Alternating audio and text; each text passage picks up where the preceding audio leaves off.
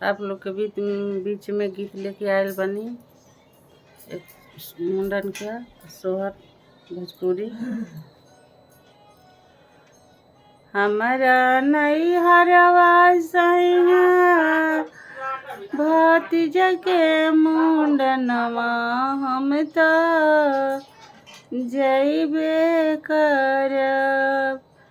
हमारा नैहरवा सैया भतीजा के मुंडनवा हम तो जइबे करब।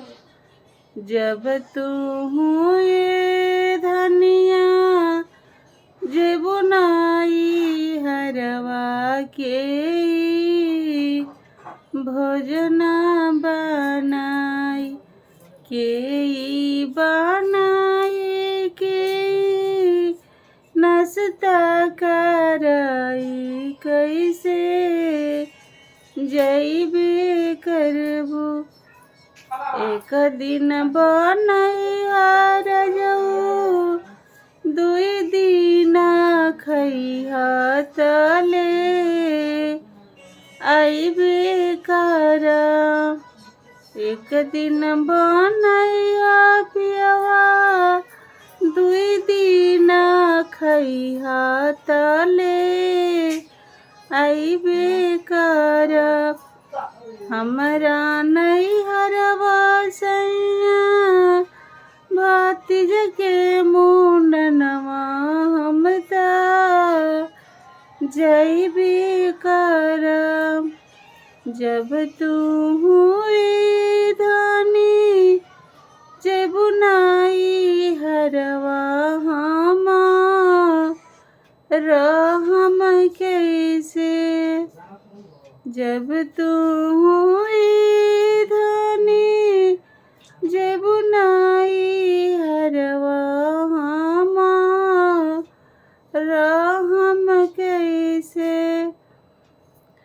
आम बहिनी से बोलिया पियवा भाभी से हंसिया तले आइबे करब। मम्मी से कर मांगी आजे खाना ही पीना तले आइबे करब।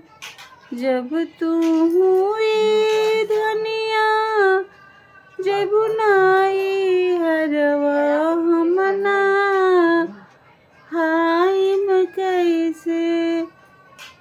एक दिन चलैया पियवा 2 दिन ना हइहा तले आइबे करब। हमरा नैहरवा पिया भतीजा के मुंडनवा हम तो जइबे करब। हमरा नैहरवा पिया भतीजा के मुंडनवा हम तो जइबे करब। जब तू ए धनी जेबू नाई हरवा हम रहम कैसे। सब दर्शक लोग के राधे राधे।